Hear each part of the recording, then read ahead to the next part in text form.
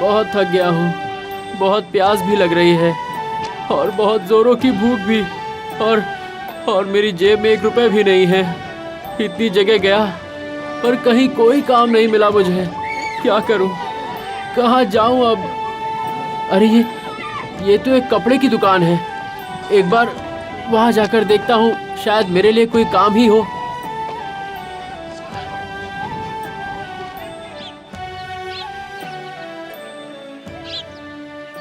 कहिए कहिए, क्या दिखाऊं? अच्छी शर्ट, अच्छे कपड़े मेरे पास बहुत सारे। नहीं, मैं कुछ खरीदने नहीं आया। क्या कहा? खरीदने नहीं आए हो? फिर क्यों आए हो? मैं कोई भी काम कर सकता हूँ, जो भी काम आप कहेंगे। क्या आप मुझे काम दे सकते हैं? नहीं नहीं, यहाँ कोई काम नहीं है। धंधा बहुत मंदा चल रहा है, कमाई नहीं हो रही है। इसमें मैं क्या खाऊं और तुम्हें क्या दूं? मुझ पर दया कीजिए। दया करूं? दया? ये बताओ, मुझ पे कौन दया करेगा? नहीं नहीं, मुझे माफ करो भाई, मैं नहीं दे पाऊंगा। ये लो, कुछ पैसे दे रहा हूँ, भूख लगने पे कुछ खा लेना। जाओ। आपका बहुत बहुत धन्यवाद, पर मुझे भीख नहीं चाहिए। मैं परिश्रम करके ही कमाना चाहता हूँ। अजीब बात है, कोई काम भी नहीं है, पैसे भी नहीं है, फिर भी भीख नहीं लेगा। बड़ा आया। अच्छा, एक बात बताइए राजगुरु जी, पूरा राज्य आपकी प्रशंसा करते नहीं थकता है। आखिर आपकी सफलता का रहस्य क्या है? सच्चे, परिश्रमी, ईमानदार मनुष्य को कैसे पहचाना जा सकता है, बताइए। बहुत ही आसान है मंत्रीवर। सच्चाई, परिश्रम और दूरदर्शिता। जो व्यक्ति किसी भी परिस्थिति में विचलित ना होकर अपनी बुद्धि द्वारा सच्चाई से काम कर सकता है, उसकी विजय अवश्य होगी। गुरुजी, जरा आसान भाषा में समझाइए ना, मुझे समझ में नहीं आया।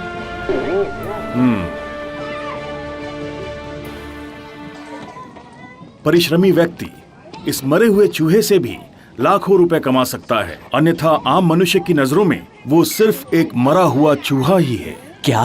क्या ये संभव है? मरे हुए चूहे को बेच के लाखों रुपए की कमाई। इससे अच्छा तो आप अपनी सफलता का रहस्य गुप्त ही रखिए।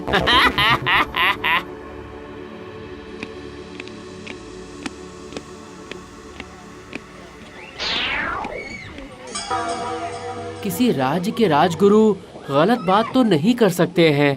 जरा चलकर देखता हूँ, भाग्य को आजमाता हूँ।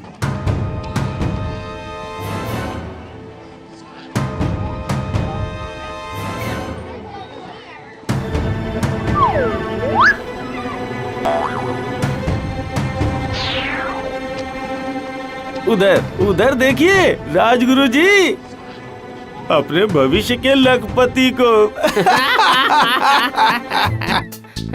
राजगुरु की बात अगर सच है तो फिर ये चूहा भी बिकेगा। पर मरे हुए चूहे को कौन खरीदेगा? मरे हुए चूहे की जरूरत किसको हो सकती है?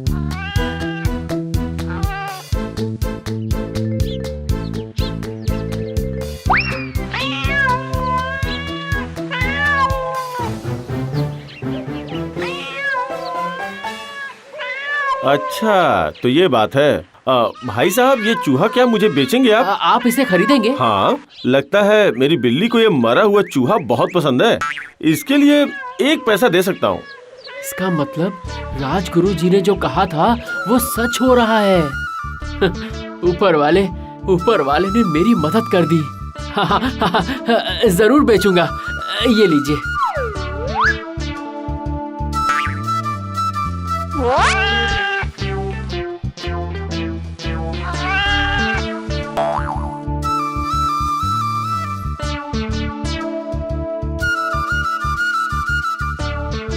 कुछ देर पहले मेरे हाथों में 1 पैसा भी नहीं था और अब मैं 1 पैसे का मालिक हूँ। पर इसे खर्च नहीं करूँगा। आज का दिन बस किसी तरह पानी पीकर गुजार दूंगा और कल इस पैसे का फूल खरीदूंगा और मंदिर में बेचूंगा।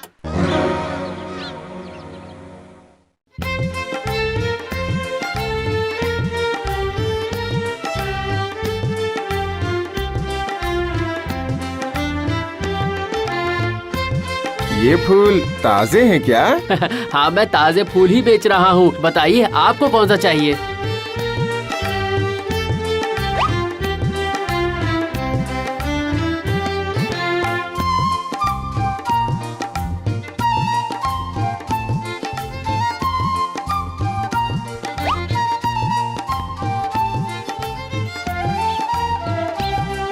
अरे वाह, अब तो मेरे हाथ में 5 पैसे हैं।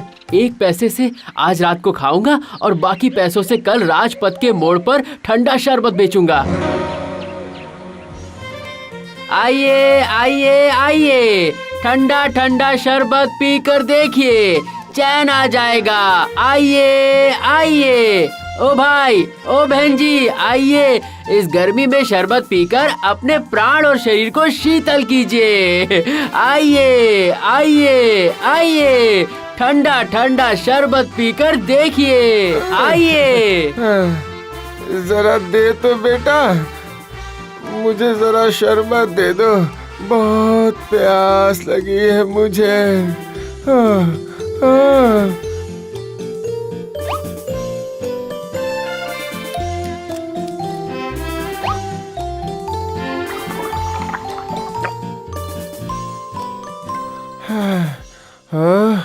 अब शांति मिली।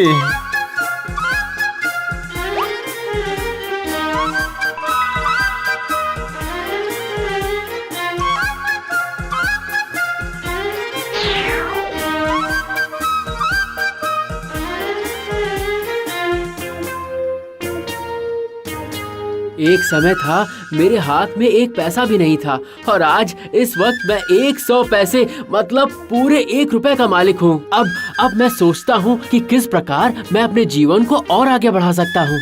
कल सुबह सोचूंगा। अभी पेड़ के नीचे थोड़ा आराम कर लेता हूँ।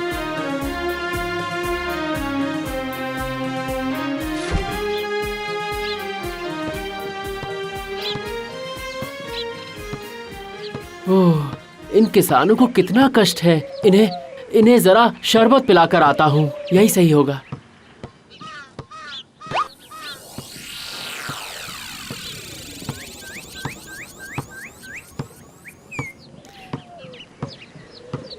किसान भाइयों, थोड़ा शरबत पी लीजिए, फिर काम कीजिए। इस गर्मी में थकान को थोड़ा दूर कीजिए। आइए।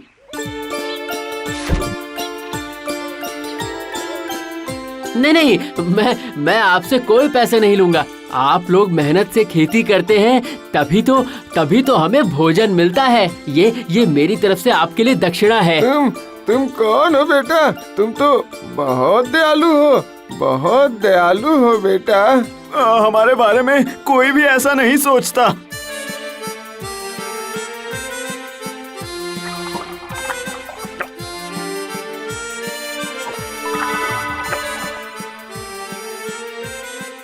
ऊपर वाला तुम्हारा भला करे, तुम बहुत अच्छे हो। क्या हम तुम्हारी कोई मदद कर सकते हैं? जब जरूरत पड़ेगी तो मैं सहायता के लिए आप लोगों के पास जरूर आऊंगा। अभी मैं चलता हूँ।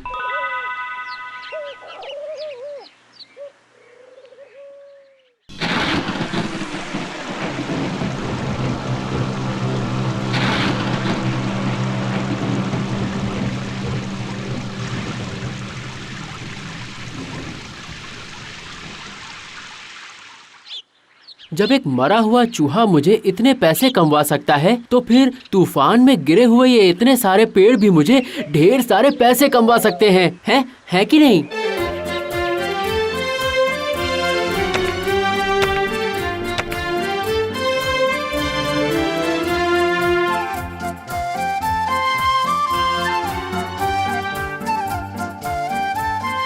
जैसे भी हो, शाम तक ये मटके राजमहल पहुंचाने ही पड़ेंगे। पर और आग जलाने के लिए तो और भी लकड़ियां चाहिए। ओहो, अब मैं क्या करूं, कहां से लाऊं? कुम्हार भाई, मैं आपके लिए सूखी लकड़ियां लाया हूँ, आपको चाहिए क्या? बाप रे, इतनी लकड़ियां! ऊपर वाले ने तुम्हें भेजा है भाई, बहुत अच्छा किया। सारी लकड़ियां मुझे दे दो, मैं तुम्हें 100 रुपए दूंगा।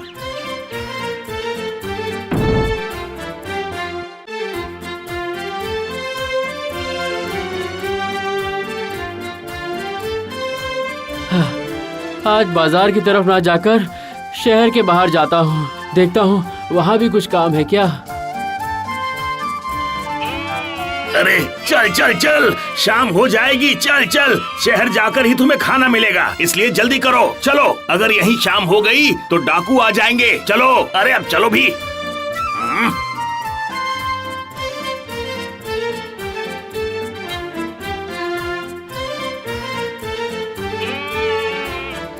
लगता है वो आदमी उस पहाड़ से आ रहा है, पर इसके साथ और लोग क्यों नहीं हैं? 10 गधों को लेकर ये अकेले ही आया है। मैंने तो सुना है उस पहाड़ में सोने की खान है। जरा जाकर देखता हूँ।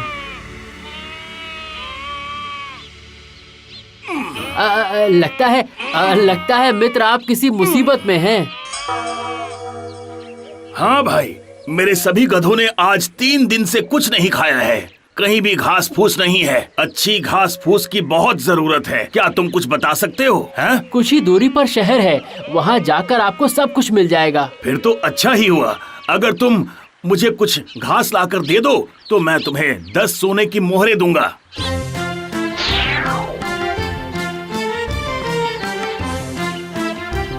बेटा, क्या हम तुम्हारी कोई मदद कर सकते हैं? जब जरूरत पड़ेगी तो मैं सहायता के लिए आपके पास जरूर आऊंगा। अरे मैं तुम्हें 100 मोहरें दूंगा। आपका एक गधा और थैली मिलने पर मैं अभी घास की व्यवस्था कर दूंगा और आपको सुरक्षित शहर भी पहुंचा दूंगा। क्या मतलब? इन थैलियों में क्या है जानते हो तुम? मैं जानता हूं कि उनमें क्या है, पर मैं कोई चोर या डकैत नहीं हूं, इसलिए आप निश्चिंत रहिए। अगर यहाँ शाम हो गई और डकैत आ गए तो मुझे लूट लेंगे। इसकी बात मानने में भलाई है। ठीक है, तुम जल्दी से घास की व्यवस्था करो। अभी जाओ, मैं और इंतजार नहीं कर सकता। आप बिल्कुल निश्चिंत रहिए, इनके लिए ताजी घास मैं ले आऊंगा।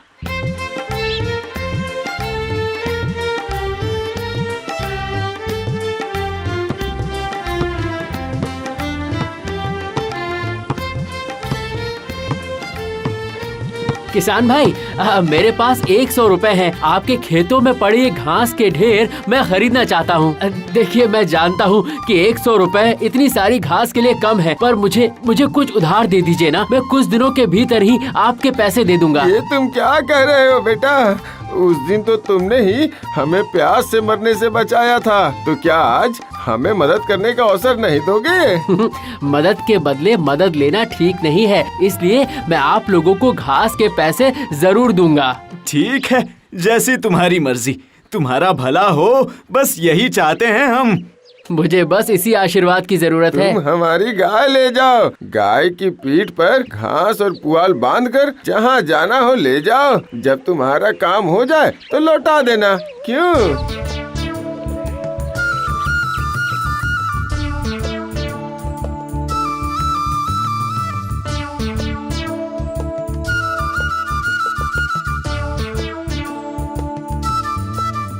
वाह, तुमने मुझे बचा लिया भाई, बचा लिया। तुमने मेरे गधों के प्राण बचा लिए। मेरे वादे के अनुसार ये गधा और उस पर लदी ये सोने की बोरी अब से तुम्हारी। खुश तो हो ना? ये लो इनाम।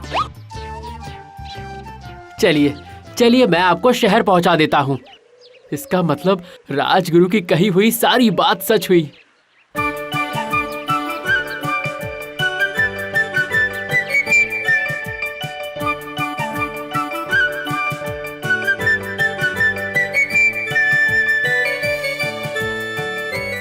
प्रणाम राजगुरु। अरे, तुम ही ने मेरे कहे अनुसार एक मरे हुए चूहे को रास्ते से उठाया था। तुम वही युवक हो ना? हाँ, मैं वही युवक हूँ। उस दिन बाजार में आपके दिखाए हुए मरे हुए चूहे को बेचकर आज मैं 2 बोरी सोने का मालिक हूँ। आज मैं जो कुछ भी हूँ वो आपके दिखाए हुए मार्ग के कारण ही हूँ। इसलिए मैं अपनी कमाई का आधा हिस्सा आपको गुरु दक्षिणा देना चाहता हूँ, स्वीकार करें। अरे वाह वाह वाह, क्या बात है। मैं इसी तरह के इंसान की खोज कर रहा था जो परिश्रमी, सच्चा और ईमानदार हो। मंत्रीवर, अब मेरी उम्र हो चुकी है। एक सच्चे इंसान के हाथों में राजकोष का भार देकर मैं यहाँ से विदाई लेना चाहूँगा, अगर आपकी आज्ञा हो। आपके इन विचारों से मैं धन्य हुआ। महाराज से कहकर मैं इस युवक की नियुक्ति की व्यवस्था करता हूँ। उस दिन आपकी बातें जिसने भी सुनी थी, उसमें से इसी युवक ने उस पर विश्वास किया और आगे बढ़ा, और इसी वजह से मैं अपने सोए हुए भाग्य को जगा पाया। ऊपर वाला हमेशा तुम्हारे साथ रहेगा। बस इसी तरह तुम मेहनत करते रहो।